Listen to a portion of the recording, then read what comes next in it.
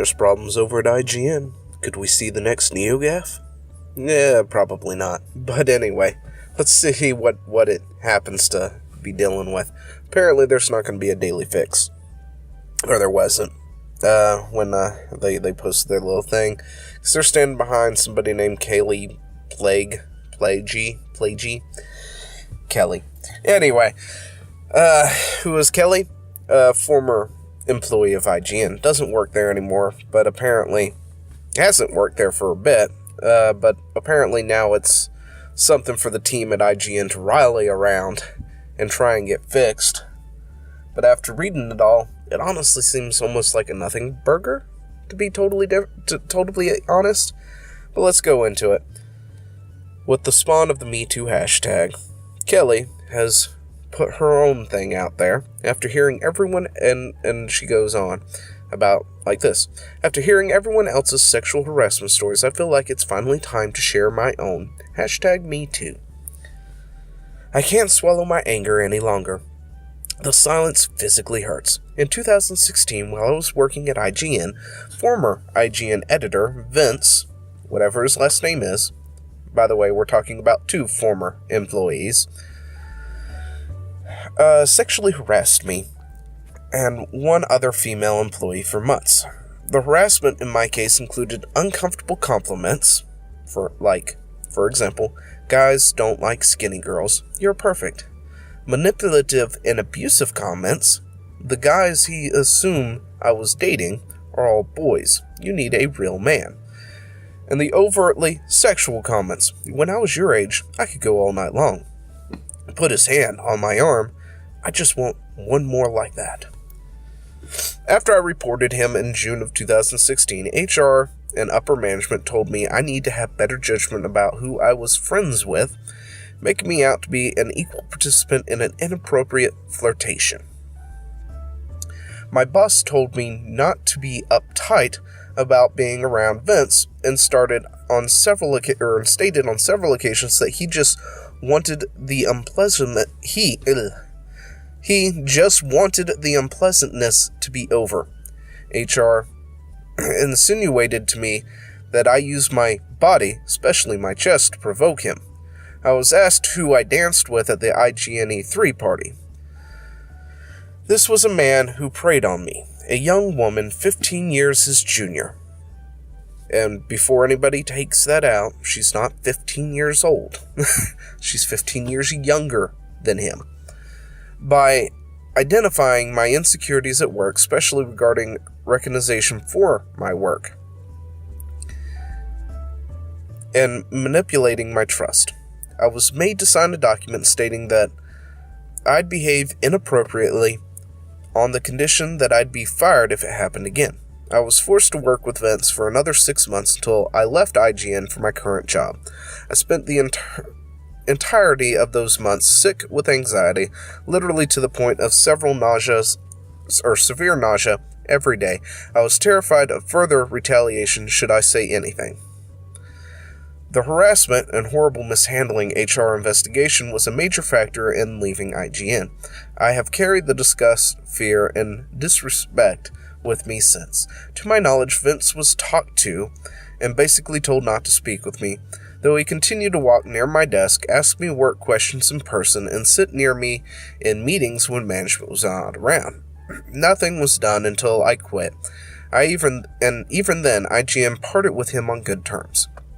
Now, as more and more survivors come forward with their stories, the sick feeling in my stomach has returned, and I have a great job with a team that I respect and values me. I am safe and I am loved, but I still feel sick. This is not just about the harassment, it's also about the victim blaming and negative impact on my job as a result. This is a structural problem. To my friends at IGN who stood by me through those months and beyond, I love you. To Sam in particular, thank you for sincerely doing all you could to help me with what you were given. You all showed me support, and I worry about how this statement will affect you all. But I just can't stay quiet anymore. I hope speaking up will help me heal, as well as help others like me. Thank you for listening, Kaylee. Now, let's look at all that. Sounds like to me IGN sucks horribly, especially at their HR.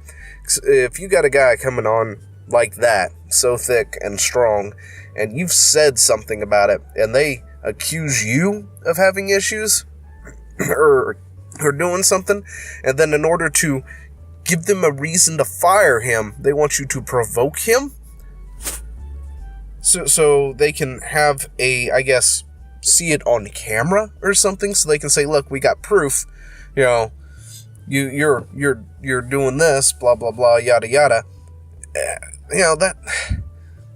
There's no words for that, to be honest. It's like you're gonna sit there and tell her to be bait for a sexual predator at that point, and you're gonna deal with this after he does something within view of the cameras at work. And at that point, she's not only been dealing with this up until that point, but now you're making her, be bait and a target for this guy. That's just ridiculous. However, there's more to this story. He spoke up, and be totally honest, he doesn't really, I don't know.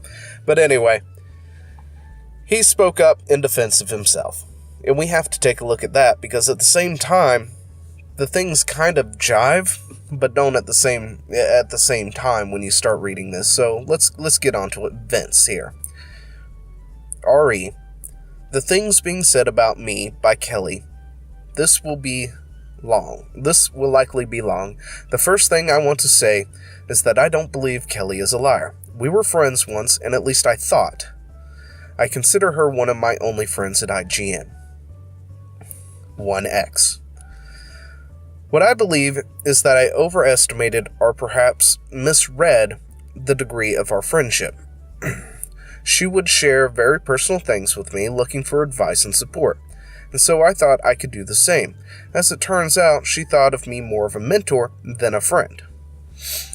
So when I say I do not believe she is a liar, I mean to say I believe she felt uncomfortable with our level of friendship, but being younger perhaps was scared to say so. I have no desire to embrace her. I have no desire to embarrass her or myself by sharing screenshots of every conversation we had as proof.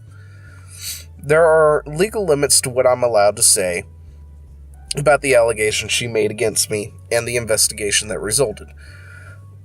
What I can say is that just prior to her making a complaint, I was told by a mutual friend, and then had it confirmed by Kelly, that she had felt uncomfortable about the nature of our friendship, and as soon as I learned this, I texted her an apology, told her I had no idea how I had made her feel uncomfortable, but it didn't matter how. I was simply sorry to have made her uneasy. I have screen grabs of the final exchange uploading, and in which I will make this apology, in which she thanked me for acknowledging her feelings and need for space. She wouldn't tell me what I had done, which is fine, but we left it at that. A week later, the accusations came. I complied fully, though I was never told exactly what I had specifically done to make her feel uncomfortable. I handed over my phone and screen grabs in nearly every conversation we ever had in the prior months. I said I was willing to do whatever I had to make her feel comfortable. After almost 2 weeks of working from home, a resolution was reached, and I was found to not have harassed her. I was asked to change seats to make her more comfortable, and I was happy to comply. We were both told to keep correspondence strictly work-related, which I did. From that point on, I kept as far from her as I could. Since I had no idea what exactly I had done, I didn't want to risk upsetting her further. I spoke to her in person for work-related issues once or twice, and by email several times in the months until she left. Despite not knowing what I might have hurt her, I was wrecked with guilt and fear, inevitably would pass in a hall or have to be in a meeting together, and I would try to stay as far as I reasonably could. Again, I considered her a friend and felt badly for the whole thing. All of this being said, I want to make something abundantly clear. I never touch Kelly in any sexual way, unless you think a very occasional hug is sexual. I never said anything lewd about her body or her. I never made any advances towards her. Nothing. The only talk of any sexual nature that occurred would be when she voluntarily shared things of a personal nature to me, as a friend sometimes do. I didn't graphically describe anything or force sexual conversations of her or anyone. That is not who I am, or will be. I understand this will be very emotional for many. All I can ask is please, whenever you believe, or whoever you believe, do not go piling on her. She doesn't deserve that, no one does. This was a very sad, tense, horrible thing for her, and I'm sure, as it was for me, be respectful and kind. I said about as much as I legally can, or care to. Once I get these images of my apology and the last exchange with her up, I will post it for posterity, and that will be all. Since all this rocked my life and hers, I thought long and hard on what I perhaps might take away from this, to make sure I protect myself and never inevitably make someone I respect and care about feel so awful. I hold myself to a high standard, and will continue to. I hope Kelly and I can both find peace and healing. Now, what does all of that have to do with there being no daily fix and IGN being on staff, or on strike, or the staff being on strike? I have no absolutely idea whatsoever. It honestly seems like something that was handled and taken care of months ago. It's literally a nothing burger at this point, but apparently I'm going to assume that everybody has read just her side and doesn't care to read his side, and they're going to strike because they feel that HR has handled it badly. Now, to be totally honest, this is going to be one of those things where I need proof.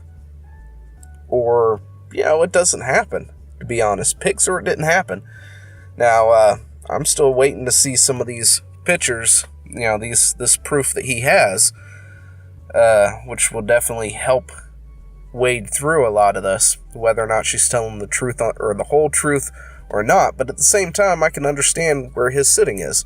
She's 15 years younger than him.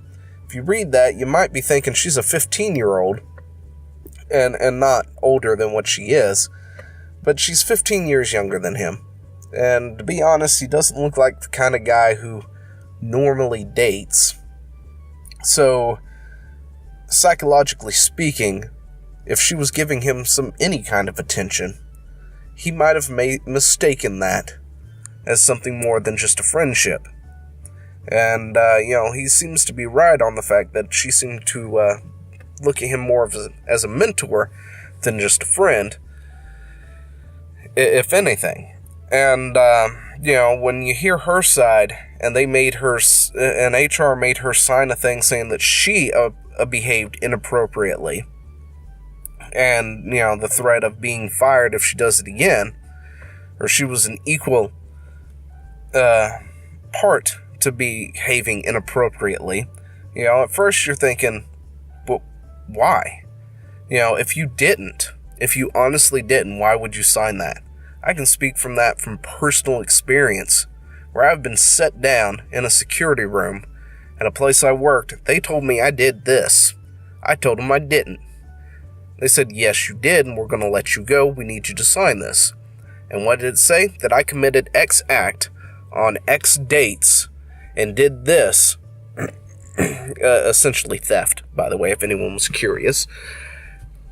And I never did that. It wasn't me. They had the wrong guy. I refused to sign it. I put my foot down and said, no, I am not going to sully my name until you bring me proof. Oh, we have proof. We've seen you on the cameras. Please, play it back for me. I want to see it. Unless you're going to have me arrested or something right now, I'm going to leave, and I'm going to quit. Because there is no point to me being in here, because I'm not the right guy, and I'm not going to sign my name to something.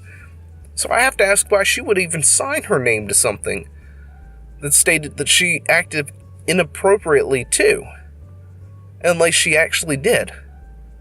So this is where my theory is, after reading both the responses, and then of course IGN definitely jumping on the bandwagon of her going, we apologize for this, that, and the other, but in reality it seems like nothing wrong had happened. You've got two people who were friends. One thought the relationship was going somewhere a little further.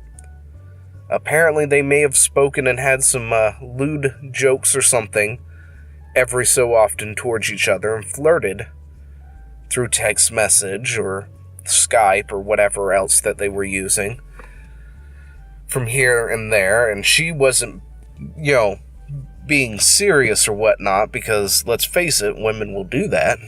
Meanwhile, somebody like him might take it, oh, she's interested in me. And, when he found out that wasn't the case, he apologized to her. And then kept his distance. That has got to be the tamest thing I've ever heard. Now, I was expecting something way worse than that she rejected him and then he viciously lashed out and, raped her or something. Then we could sit here and bash him all damn day, and I would say lock up the freaking key and never let him see the light of day again. But honestly, this feels like a complete misconception on both parts. Both of them acted inappropriate towards each other. He was suspended, essentially, and had to work from home. Couldn't even go into work for about 2 weeks before they let him back and found out nothing had happened. And after that, she had to sign a thing saying, she had also acted inappropriately and will refrain from doing so in the future.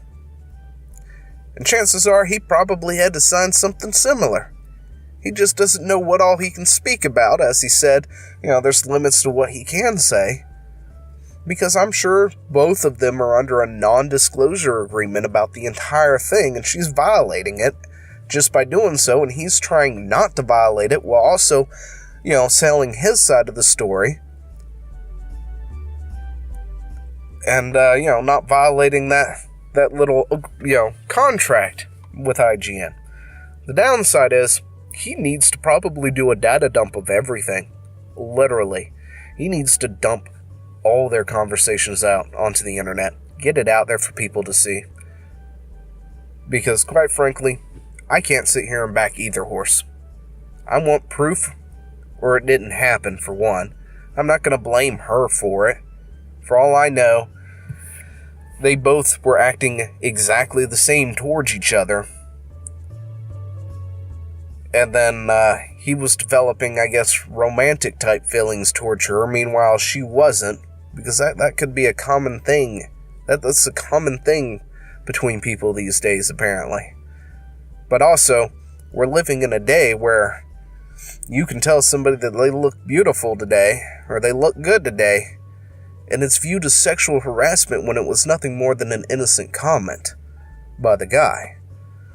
Which also puts things into a different kind of loop here, because you have no idea.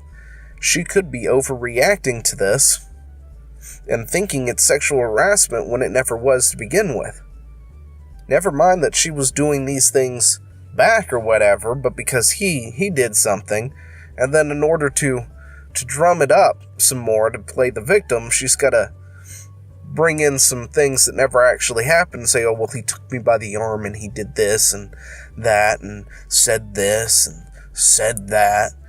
And, when you've got somebody who's also been sharing sexual personal experiences with you, making a joke like that honestly isn't outside the realm of possibilities, because they may find it funny, or they may find it interesting, or whatever it is. But then again, it also goes back onto the fact that humor is subjective. What I don't find funny, you might. And what you might find funny, I don't. But, he should probably data dump it all, to be totally honest. Especially if it corroborates everything. Because the part of the story that seems to jive with one another is the fact that HR made her sign something, and he was gone for 2 weeks worked from home, and they told him, everything was okay, they had to talk to, and all this other stuff, maybe sign some papers as well, and things, and that sort of corroborates each other's story right there, that one part of it. Because I can't fathom why she would even sign anything that told her that she was doing something wrong if she never done it. I don't care if it is your job. I personally have not done it myself, and have walked away from a job just because of that crap. Because I'm not going to sit there and have that on a file somewhere, because when I go and interview elsewhere, if they want to do some digging, they're going to find that so-and-so was let go because of theft. And I'm not going to have something like that. Or for her, so-and-so quit, but also had apparently been reprimanded for inappropriate conduct of a sexual nature towards fellow employees. If somebody's really doing a good background check on you, they're going to find crap like that. Which is why I can't fathom why she would even sign it. But the fact that she did have to sign something like that makes me wonder if there's more to the story than, what she was saying. Maybe his version of events are really the truth, and she's overreacting to her side of it. But without more information, this is about all we got. Because of that, apparently IGN, a lot of their staffers are on strike. What do you think in the comments below? Did he sexually harass her?